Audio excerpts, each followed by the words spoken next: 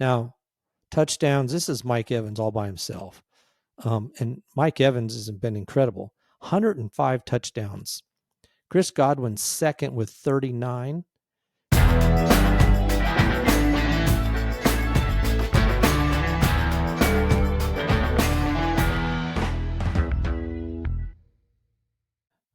Welcome to Just the Stats NFL, the show that covers the NFL statistical leaders from the all-time greats to the current players leading the NFL.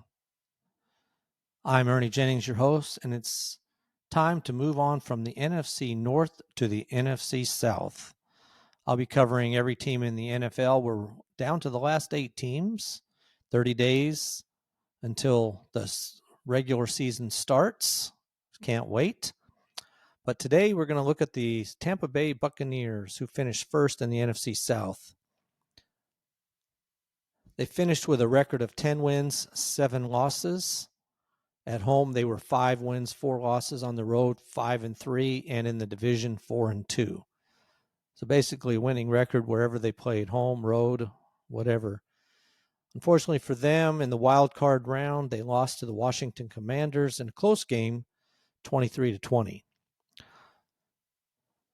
So how did the Tampa Bay Buccaneer players of 2024 stand in relation to the greatest the greatest Tampa Bay Buccaneer players of all time and to the NFL as a whole? Well, that's what we're going to find out on this episode of Just the Stats NFL. All right, let's start with the coaches. The all-time winningest coach, and it's not that many. The team's been around since only 1976, so they don't have as many stats as some other teams do. But the all-time winningest coach is John Gruden with 57 wins.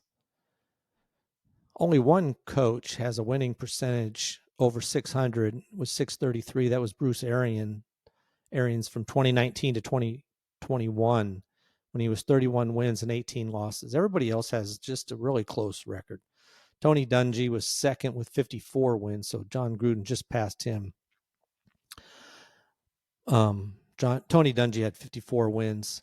Now, Todd Bowles, current coach, also has just over winning percentages. Last season put him there with 3 wins over 500, gave him the 3 wins he has now. He's got 27 wins and 24 losses, so he's moved 3 games over 500. So he's current coach, really had a pretty good season. Probably could have won more games than they did, but we'll see how they do this year. In an interesting division, which is improving, but not one of the stronger ones. So we'll see as we'll look into that. But those are your coaches. Todd Bowles only needs 4 wins to tie Bruce Arians for 4th and 5 to pass him. So he'll definitely pass Bruce Arians to move into 4th. And then the next year he'll be able to catch John McKay, who has 44 wins. And I'm assuming, which I think is a safe assumption, that Todd Bowles will be there next year as well. Unless there's some sort of complete collapse, and I doubt that seriously. Not with the talent that team has. So let's move on to the players themselves, and we'll look at the quarterbacks. So the all-time leading quarterback is Jameis and Winston, believe it or not. From 2015 to 2019, he ended up with 19,737 yards. Quite a big lead over Vinny Testaverde and Tom Brady, who in his brief time was able to move up into 3rd spot. Those are your top 3. Now, Baker Mayfield's already number 9, and he puts up another 4,500 yards. He'll be all the way up into 5th spot. So he'll be interesting to watch how far he can move up this list. And if he can finish off his career in Tampa Bay, I have no doubt that he'll be the leading quarterback for that team. So that's the yards in a career. Now let's look at the touchdowns. And again, that's Jameis and Winston.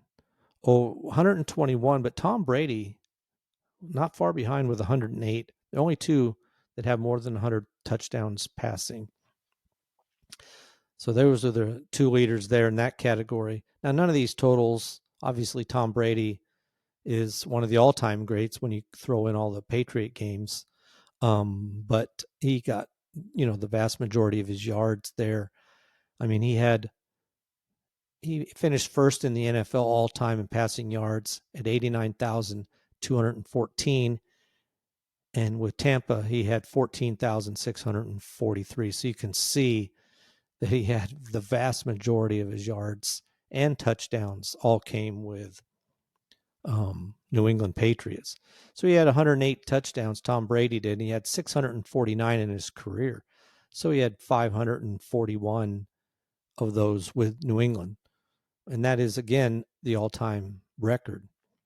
Now, when it comes to interceptions, the all-time leader there is Vinny Testaverde, amazingly by quite a big amount. He had 112 interceptions when he was a quarterback from 1987 to 1992. Winston, who also had a proclivity to throw interceptions, was second with 88. Those are your top two when it comes to interceptions. And the last category we'll look at for quarterbacks is sacks. And again, this was Vinny Testaverde, who had 197, closely followed by Jameis and Winston with 169 and Trent Dilfer with 168. So those are your leaders there. Interceptions, even though, let's look at this real quick. Mayfield threw, he had a ton of touchdowns, so not too bad there. Even though he threw 16 interceptions last season, he still had so many touchdowns. So he had a good ratio for the amount of passes he had. But currently, Mayfield is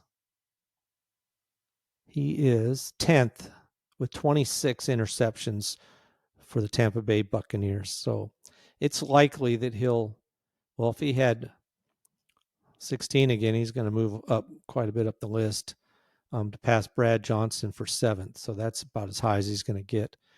And I think he would have a possibility of having this record all time, maybe, if he finishes out his career there, but we'll see.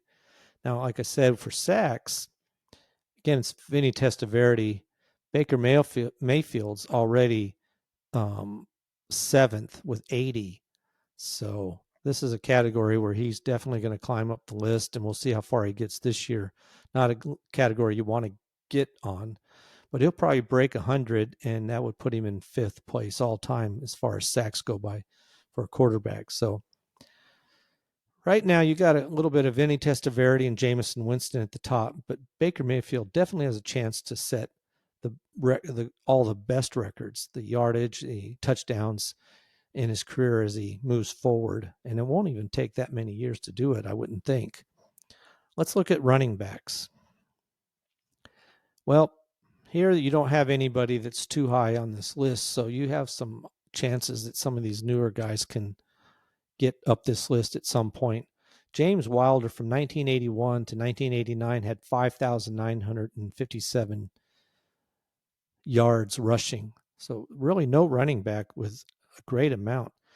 You have a fullback back when they had those, and they were a definite good player or a position that had some dominance. Mike Alstott from 1996 to 2006 had 5,088 yards. So those are your top two. Now, Rachaad White has 2,084 yards to finish 11th right now. But as we know, Bucky Irving already in his first year is 18th on the list with 1,122 yards. So he could make the top 10 with a 1,000-yard season this year. And he's definitely the player, if he continues at the pace he's on now, to top this list and on a second contract. Hopefully he'll get that, continues to play well for the team. So that's your top running backs as far as yards go. Now, when it comes to touchdowns, Mike Alstott, by a good margin over James Wilder, 58 touchdowns to 37. Those are your top two. Only two players over 30 touchdowns. Not that many, really. So here's another category. Rachaad White has 10 currently, and Bucky Irving has 8 in his first season. So he'll be a while before he catches Alstott, but he could definitely in a couple of years start pushing the top 3 or 4 running backs. So again, a category where they don't have any big players going right now. So now when it comes to receiving, that's a different story because you have Mike Evans. Mike Evans has been incredible. 1,000-yard seasons year after year, every year. He'll break Jerry Rice's record, which he's tied with this year if he has another 1,000-yard season. But as far as receptions go, again, he's the top guy with 836 receptions to Chris Godwin, who has 579, who's also a good player, but has a tendency lately to miss a lot of time due to health reasons. Now, James Wilder is third as a running back. He's in the third position with 430 receptions. So he's the top running back in receptions. They really don't have any tight ends that are that high. I mean, Jimmy Giles is 10th with 279. He played with the team from 1978 to 1986. So those are your top players as far as receiving goes. And again, as I said, Mike Evans and Chris Godwin top the list. So the current players are pushing this mark up, way up. I mean, prior to those two coming to the team, it was James Wilder as a running back with 430 receptions, and they just went skyrocketing past them, especially Mike Evans. And they're going to continue to push this number even higher. Mike Evans is pushing, 1,000 receptions. There's only been 15 players with 1,000 receptions in their career. So he has 2 more years, the kind of pace he's been doing, getting in the 70s. He's hit 70 or more receptions for 5 straight years. So he does that 2 more years, he'll get to 1,000. Be very impressive.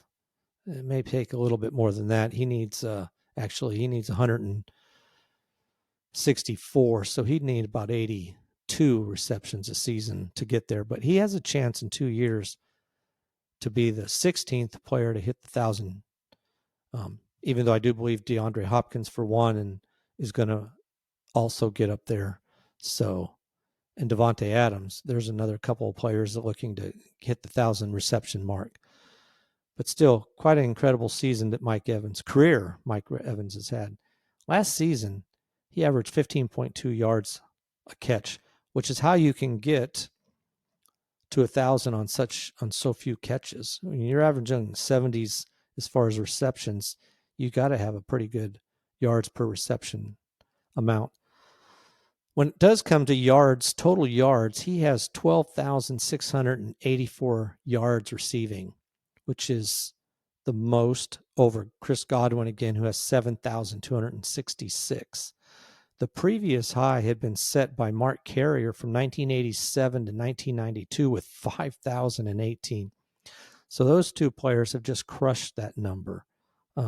Just really, the type of team they have now has changed so dramatically with Baker Mayfield, Evans, and Godwin, and all the new receivers they have as well. And then with Irving coming out of the backfield. So you got a lot of passing going on, which makes for a really fun team to watch. Now, touchdowns, this is Mike Evans all by himself. And Mike Evans has been incredible. 105 touchdowns. Chris Godwin second with 39. Jimmy Giles, as a tight end, held the record from 1978 to 1986 when he had 34. That was the old record, 34. So Mike Evans, again, demolished it. Mike Evans is already 9th all-time in touchdowns receiving. So another category where he's just really been dominant. He only needs 6 to tie Tony Gonzalez for 8th all-time. So I think that he'll be able to do that without a problem. Antonio Gates would be the next guy on the list. He needs 11 to tie Antonio Gates, which is definitely a possibility. Be a little more difficult to do. Interestingly, Davante Adams, another great player, came into the league the same year as Mike Evans, is right behind him in touchdowns with 103. So 105 to 103. So be fun to watch those two players as they battle it out for current players and the most touchdowns by current players. So that'll be fun to watch. So those, again, Mike Evans, top guy for the team, and he holds all the records now as far as receiving goes for this team. Let's look at the defense, and we'll start with interceptions. Rabi Abdullah from well, let me get that. That's not correct. Sorry about that.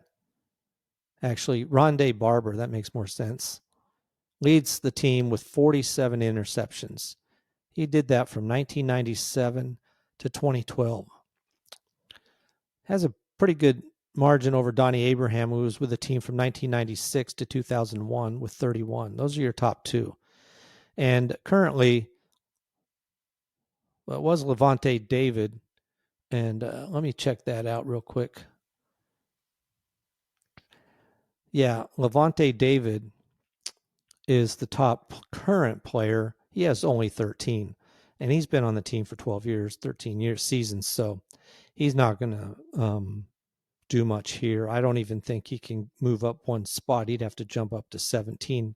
So he'd have to have 4 interceptions this season. So as far as interceptions, I don't see anybody this season making any moves on the record books of the Tampa Bay Buccaneers. Now, when it comes to tackles for loss, though, here's where Lavonte David has been incredible. He has 169 tackles for loss, which is by far, Ronde Barber was second with 88. So those are your top two. Lavonte David currently is 9th all-time in the NFL for tackles for loss.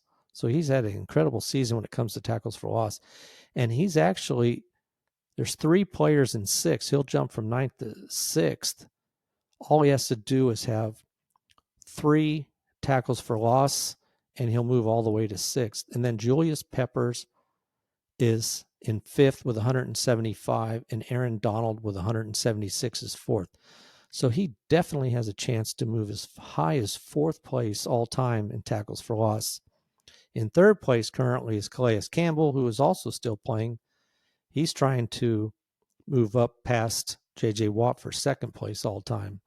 So those are 2 active players on the tackles for loss all-time list.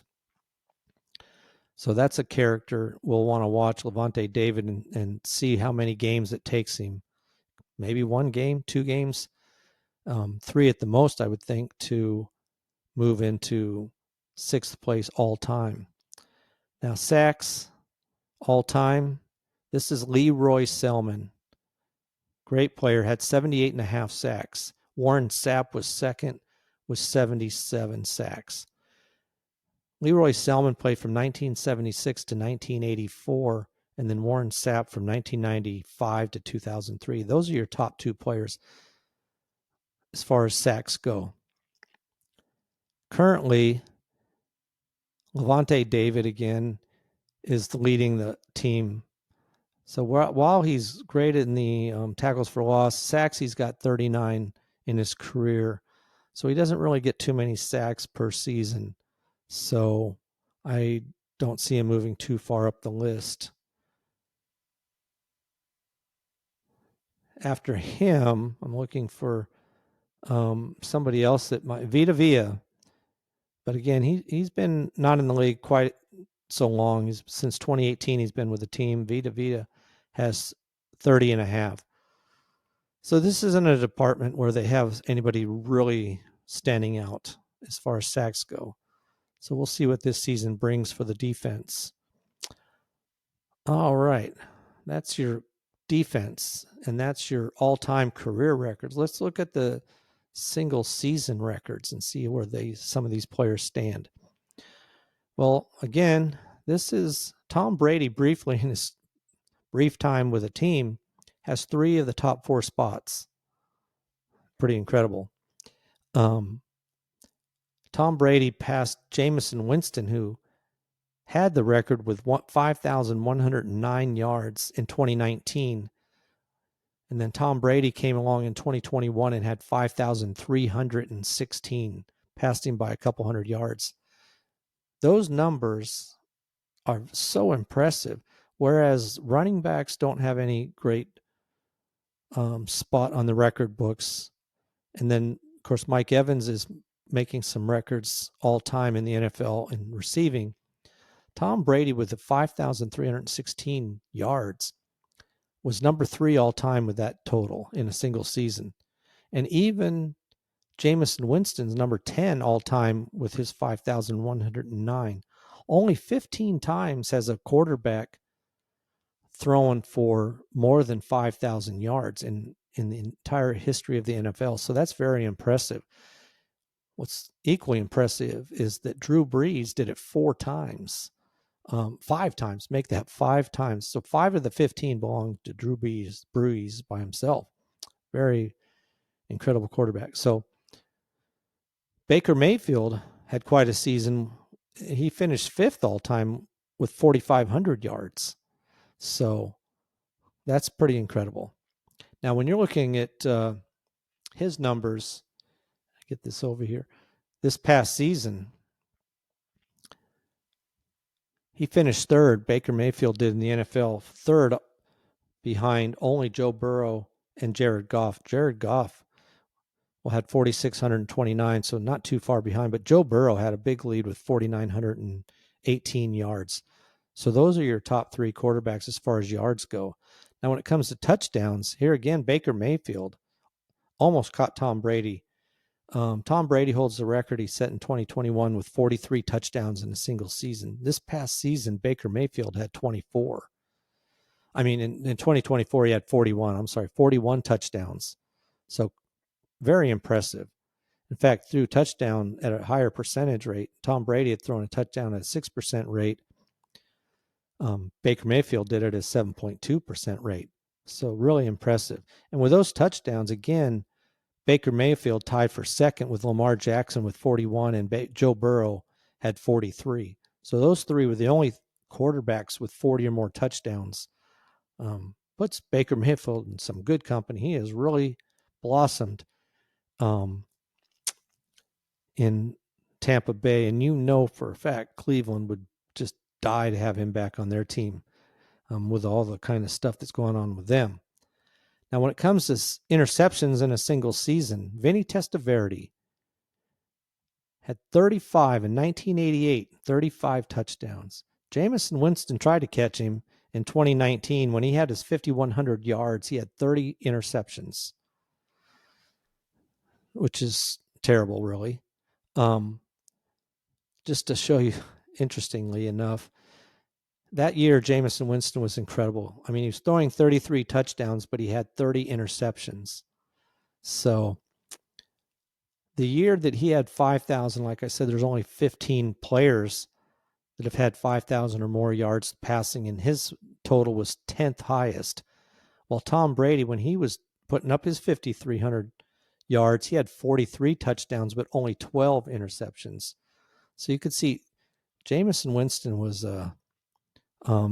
just a incredible, interesting, fun player to watch because you just didn't know. He would throw the ball out there and see who could catch it. And, obviously half the time his guy got it and the other half, the other team got the interception, but pretty interesting. Now, this past season, Baker Mayfield, this is a little category you could work on some, but he did have 16 interceptions, but to 41 touchdowns. So not too bad. He tied Kirk Cousins for most interceptions in a season for this past 2024 season, though Kirk Cousins only had 18 touchdowns to his 16 interceptions. So big difference as far as the ratio goes. Baker Mayfield was doing about 2.5 to 1 touchdown to interception. So not too bad. So those are your leaders in those categories. Now, when we're looking at sacks, all time for the Tampa Bay Buccaneers, you have 3 players. Jameis and Winston was sacked 47 times in 2019 to tie the record that Steve Young had set in 1986 when he had 47. And then again, Trent Dilfer tied it in 1995 when he had 47 as well. So 3 players with 47. Baker Mayfield now, this past season, was unfortunately able to put himself 5th all-time on the list with 40. 40 is quite a high total for sacks. And in fact, the 40 put Baker Mayfield at 9th in the NFL last season. Quite a ways behind the leader, Caleb Williams, who had 68, though. So 40, that's a number you want to see go down a little bit, but I think that's somewhat in the nature of Baker Mayfield's style. In fact, I think he's similar to, in some ways, to Winston, just a better quarterback overall. But he's willing to make the pass, hang on to the ball to make the right throw, whereas Jameis and Winston did the same thing, but sometimes didn't quite make the right throw. So those are your quarterbacks. Again, a great quarterback going right now.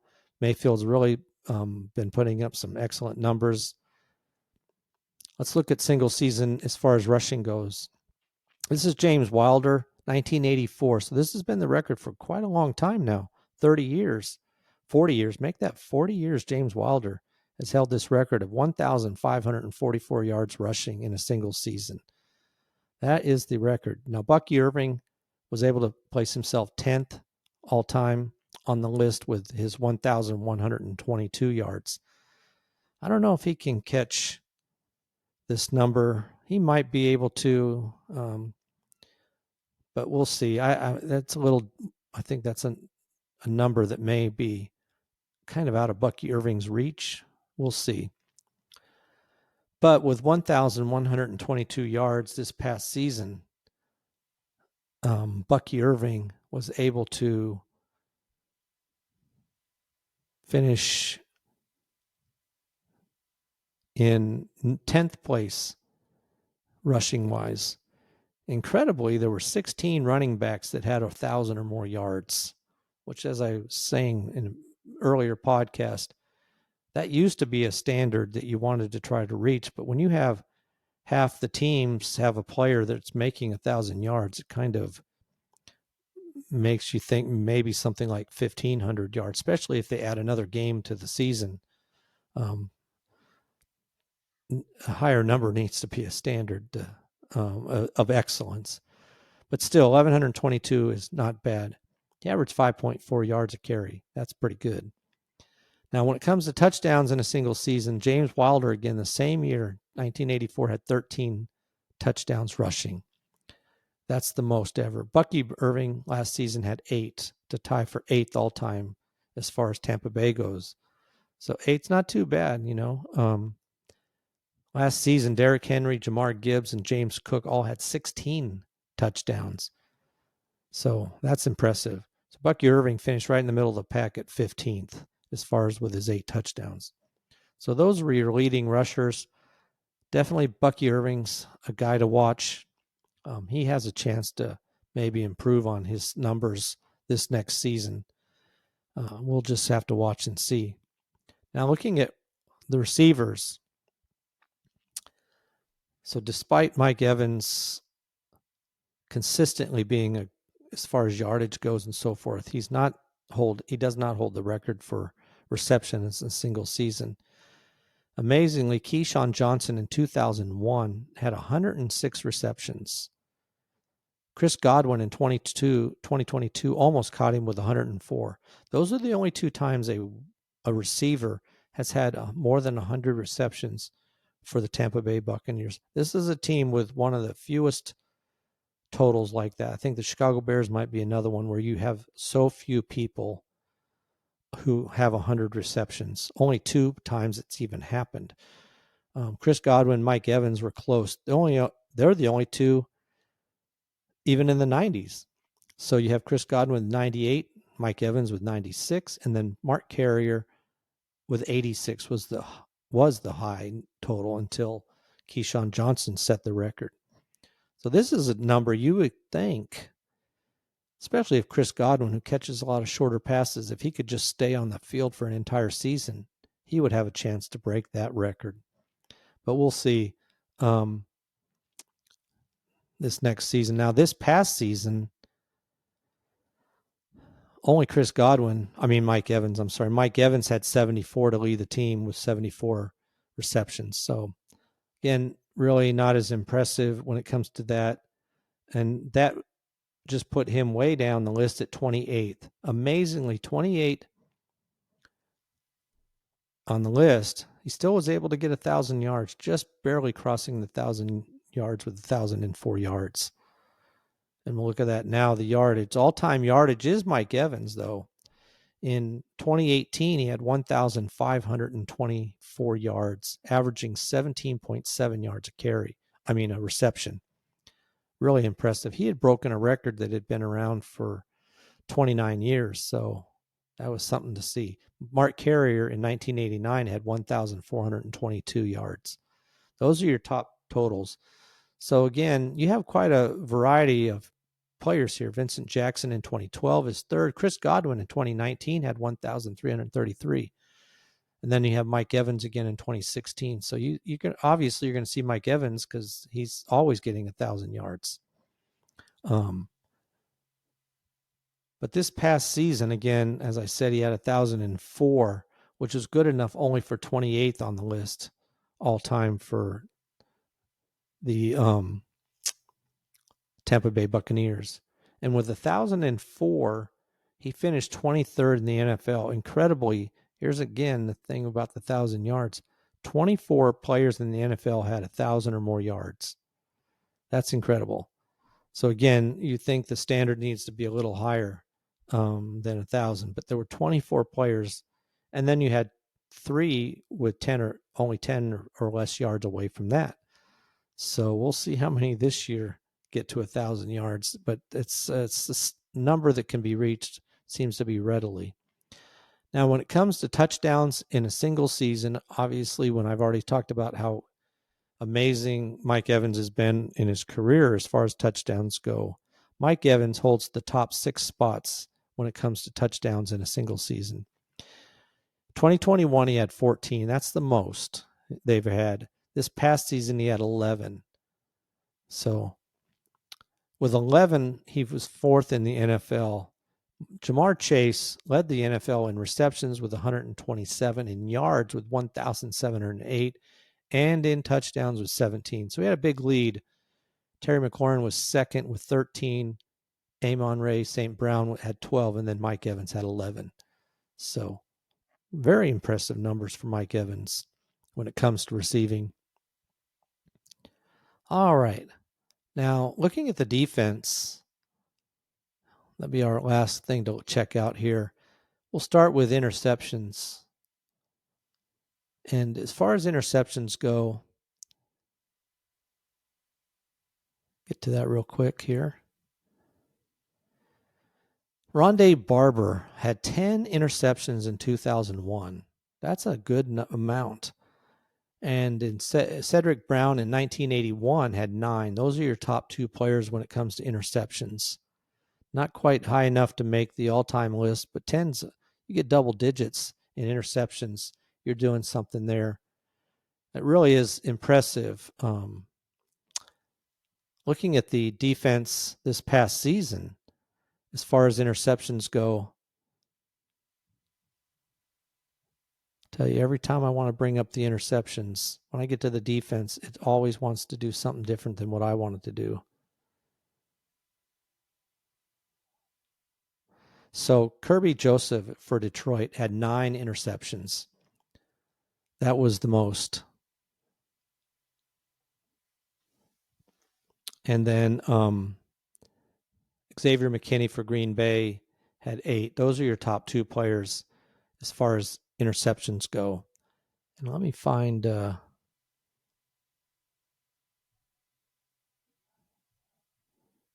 was looking for a Tampa Bay Buccaneer. I'm looking for my list of the Tampa Bay defense. All right, let me see here. Their 2024 season. That's what I want to get here. If you'll hang on for 1 second, I'll get it. Oh, I did have it here. I don't know what happened. When I have so many windows open sometimes, but I just want to get the season up here so we can look at that. All right. So this past season, looking at the defense when it comes to interceptions, well, you had Zion McCollum had 2, and Tyke Smith had 2. That's it. In fact, there were only 7 interceptions for the team in the entire team. So really not impressive. Somewhere, again, this defense, which is, if you're into fantasy football, it's the same thing with the Cincinnati Bengals as the Tampa Bay. The defense lacks somewhat, so you're going to see a lot of scoring.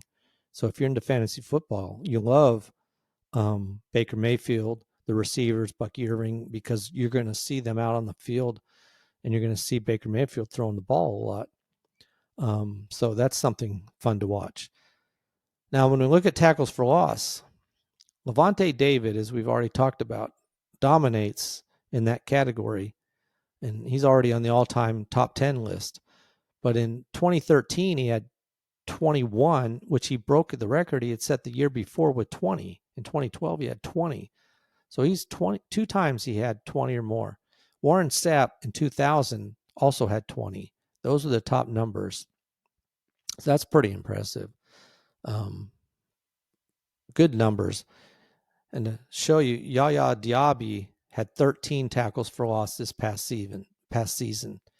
And obviously, Lavonte David, who's been in the league for quite a while now, since 2012, had 9. He still had 9. So, like I said, he needs 3 to move into 6th place. So, I think he can get that.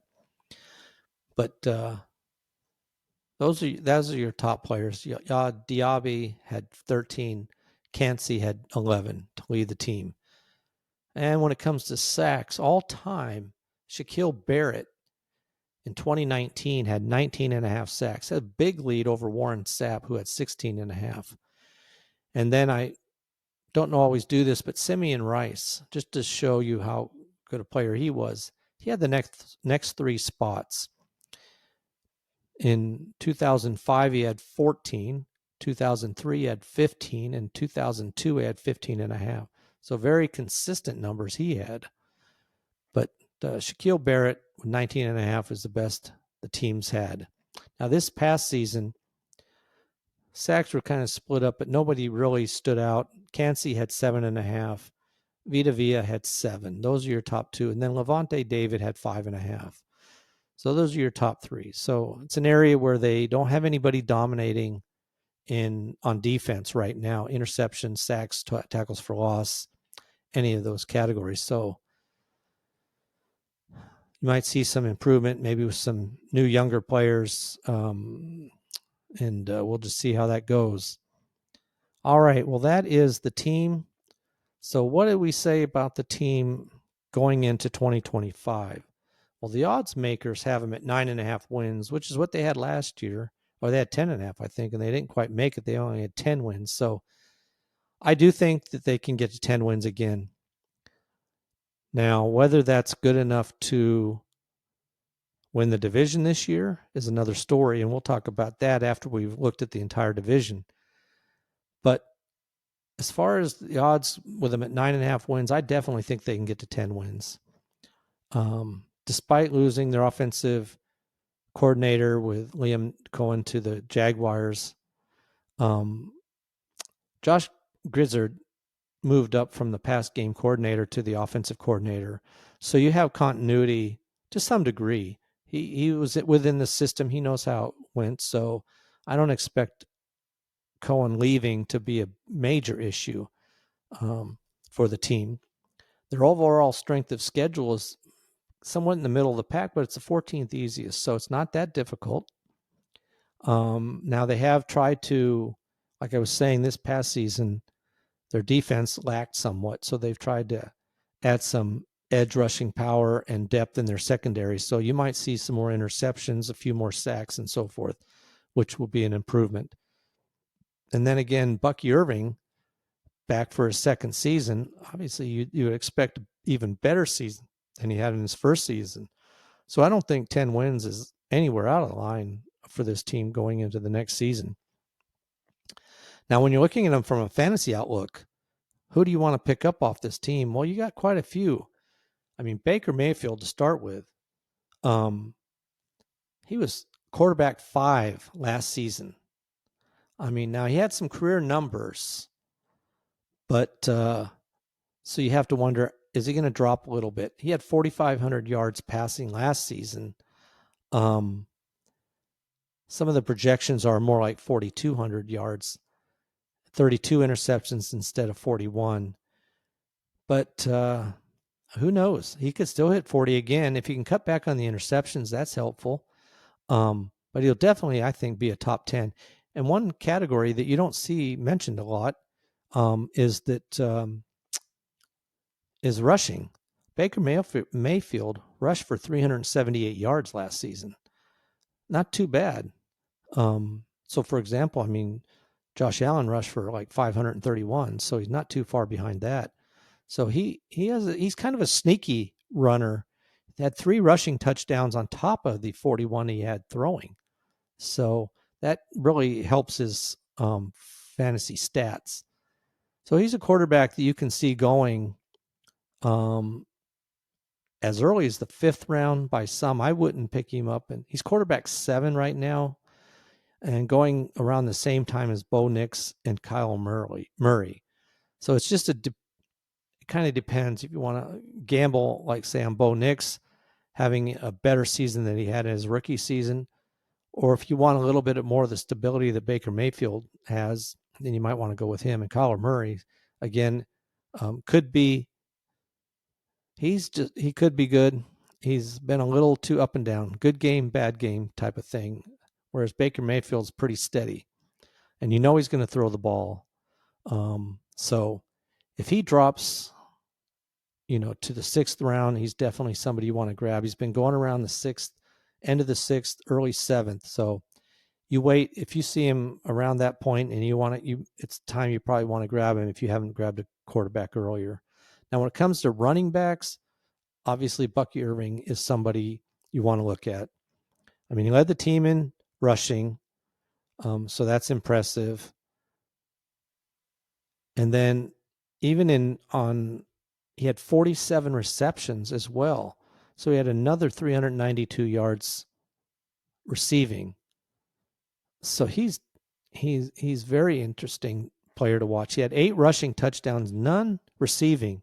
So I would expect that, he, instead of 1,100 yards, I think he could push, higher than that, 1,200 yards, maybe 10 touchdowns and over 50 receptions. And you throw in maybe 1-2 passing touchdowns. So he's somebody. So I think he'll easily have 10 total touchdowns. So I think he's going to have a much better year than he had last year.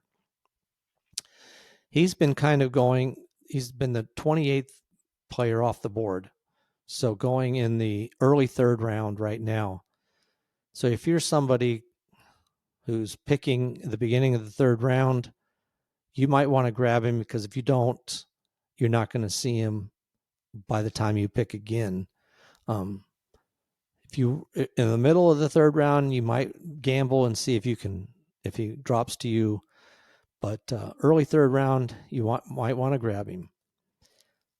But he's definitely a good player and all these numbers I'm talking about PPR. That's usually what I play, and so as a PPR guy, those receptions really do matter.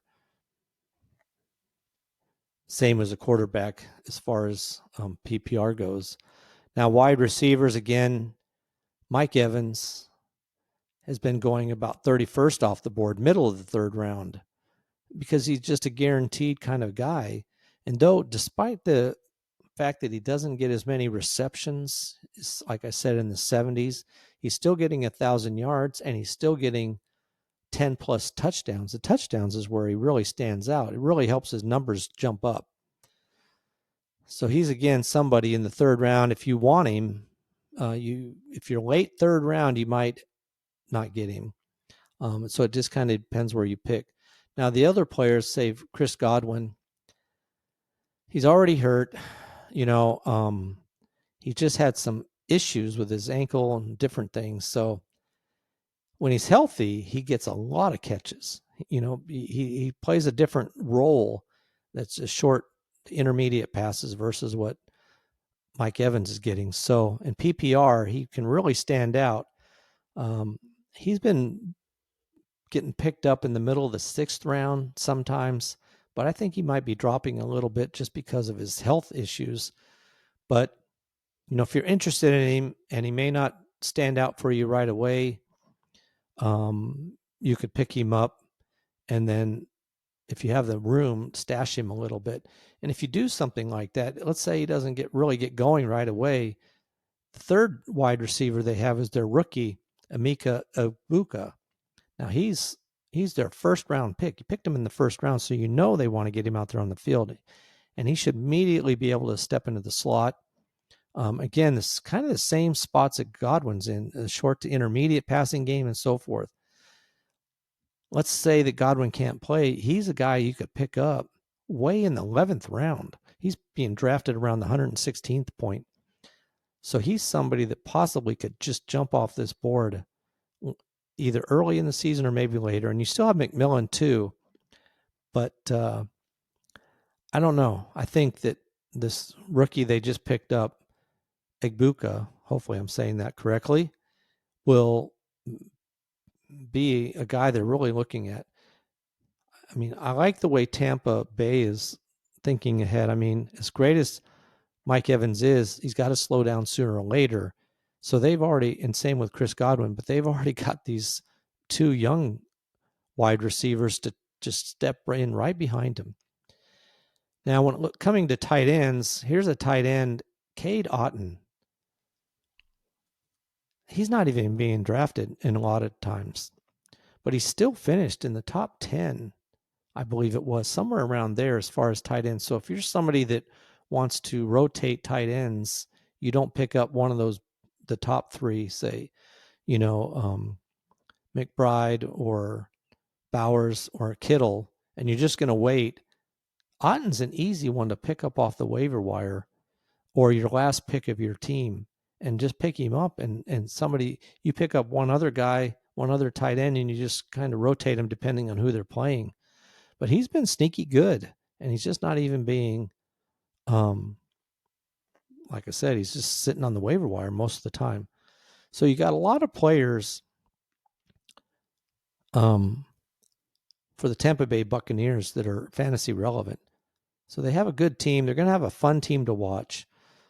But I think that's about it for the Tampa Bay Buccaneers. Next up is the Atlanta Falcons, another team that's got some exciting things going on as well. So we'll have to look at them at the next time I have a podcast. So stick around as I continue through the NFC so you can hear about the greatest players from your favorite team. And check out my previous podcasts on YouTube at Just the Stats NFL. You can catch everything there. If you have any comments, you can leave them there, or you can leave a comment at justthestatsnfl@gmail.com, Facebook, X, any of those places. So hope you enjoyed this podcast. Stick around for the next one. And that is a wrap for this episode of Just the Stats NFL. I am out.